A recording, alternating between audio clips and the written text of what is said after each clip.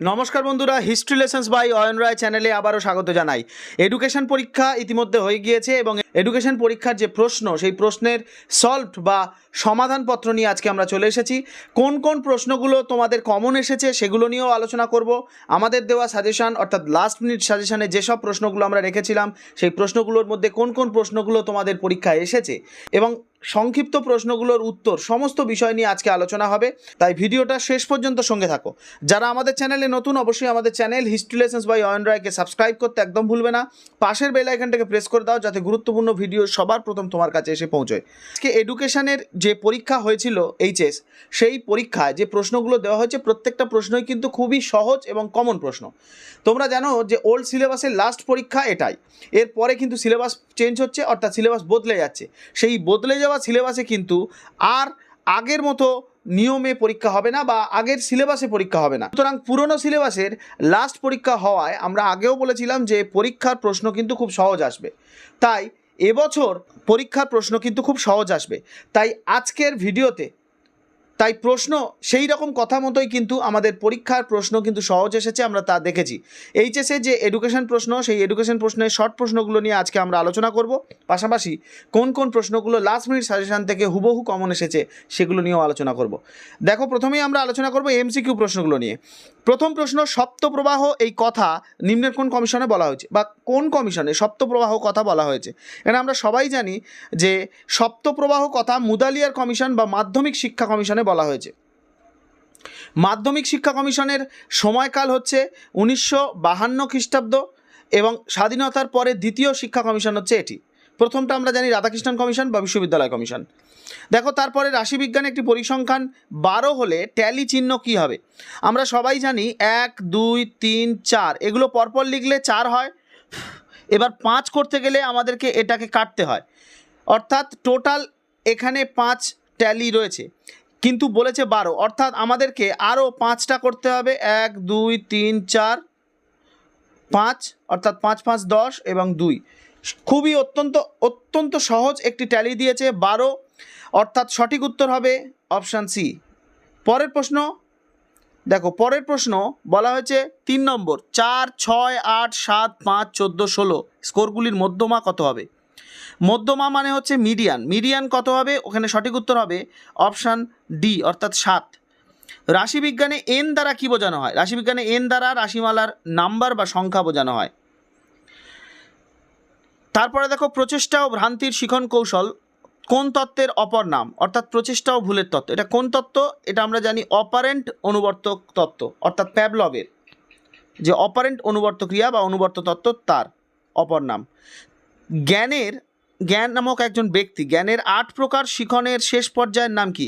এখানে সঠিক উত্তর হবে সমস্যা সমাধানমূলক শিখন, অর্থাৎ সমস্যা সমাধান শিখন। পরের প্রশ্ন দেখো, বলা হয়েছে প্রাচীন অনুবর্তন হলো, প্রাচীন অনুবর্তন কি টাইপ? অর্থাৎ প্রাচীন অনুবর্তনের আর টাইপ না এস টাইপ? প্রাচীন অনুবর্তন হলো এস টাইপ, আর অপারেন্ট অনুবর্তন বা সক্রিয় অনুবর্তন হলো আর টাইপ। এখানে সঠিক উত্তর হচ্ছে অপশান ডি। 8 নম্বর প্রশ্ন হলো, পরিণমন হলো এক প্রকারের কি? পরিণমন কি? পরিণমন হলো একটি স্বাভাবিক বিকাশ প্রক্রিয়া। তারপরে দেখো, কেলাসিত বুদ্ধি এই কথাটি প্রবক্তা কে? কেলাসিত বুদ্ধি কথাটি কে চালু করেছিলেন? সঠিক উত্তর হবে ক্যাটেল, অর্থাৎ অপশান সি হবে সঠিক উত্তর। ঠোঁট নাড়া বা লিপ মুভমেন্ট ব্যবহৃত হয় কোন শিক্ষার ক্ষেত্রে? মানে কোন ধরনের শিক্ষার ক্ষেত্রে এটি ব্যবহৃত হয়? আমরা সবাই জানি মুখ নাড়িয়ে নাড়িয়ে কথা বলা হয় সাধারণত মুখ ও বধির শিক্ষার্থীদের জন্য, অর্থাৎ যারা কানে কালা এবং কথা বলতে পারে না তাদের জন্য মুখ নাড়িয়ে নাড়িয়ে কথা বলা হয় যাতে তারা বুঝতে পারে। পরের প্রশ্ন, জাতীয় বয়স্ক শিক্ষা কর্মসূচি কত সালে গৃহীত হয়েছিল? সঠিক উত্তর হবে 1978, অর্থাৎ অপশান সি হবে সঠিক উত্তর। কম্পিউটার সহযোগী শিখন কি? কম্পিউটার সহযোগী শিখন হলো CAI। এখানে সঠিক উত্তর হবে অপশান ডি। CAI এর পুরো কথা হচ্ছে computer assisted instruction.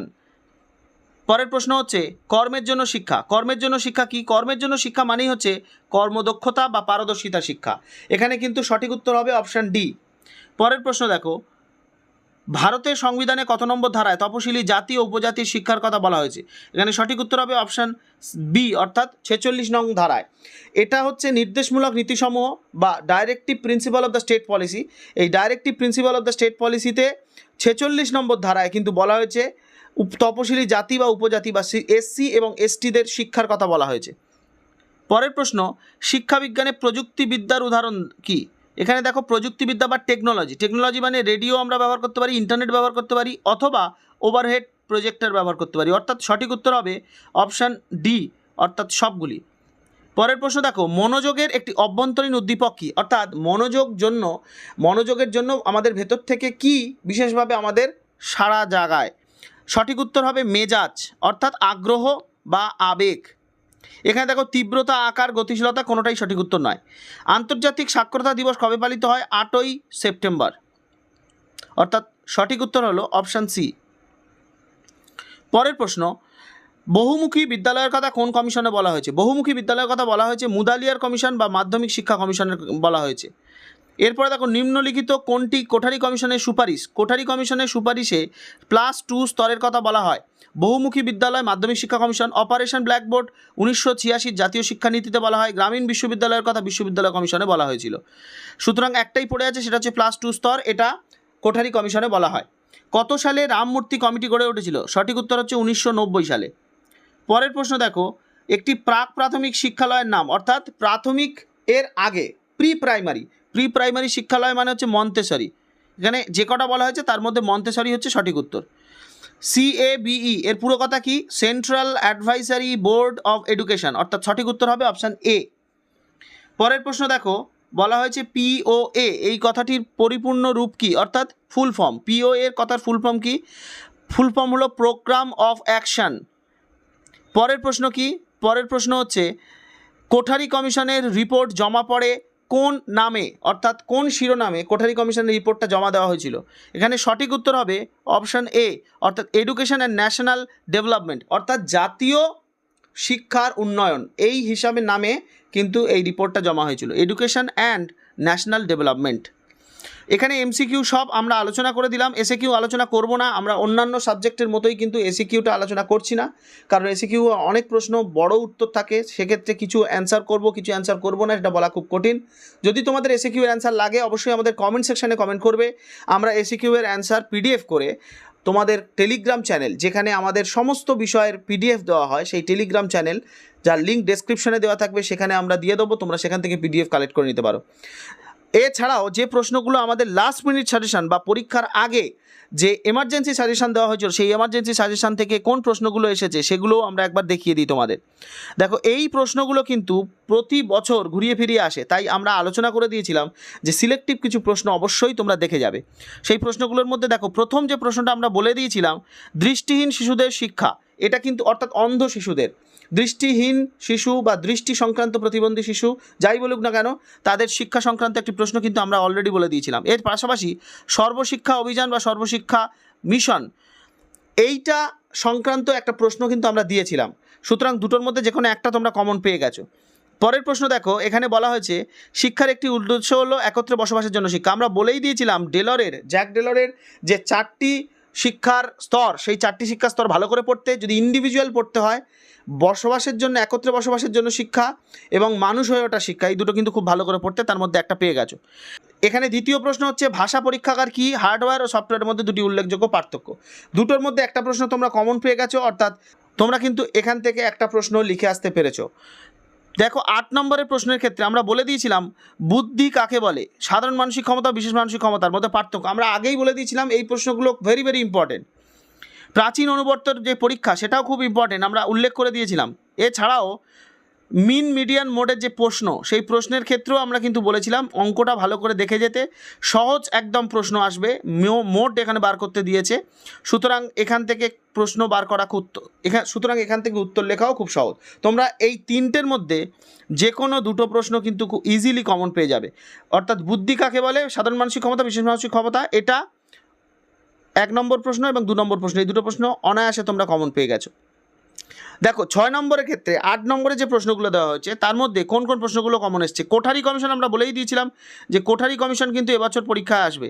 Kothari commission, সেই অনুসারে কোঠারি কমিশনের সুপারিশ এসছে এবং তার পাশাপাশি মাধ্যমিক শিক্ষা কমিশন অর্থাৎ মুদালিয়ার কমিশন, আমি বলেছিলাম 3টে কমিশন আছে, 3টে কমিশন খুব ভালো করে, রাধাকৃষ্ণন কমিশন, মাধ্যমিক শিক্ষা কমিশন এবং কোঠারি কমিশন, এই 3টে খুব ভালো করে পড়বে।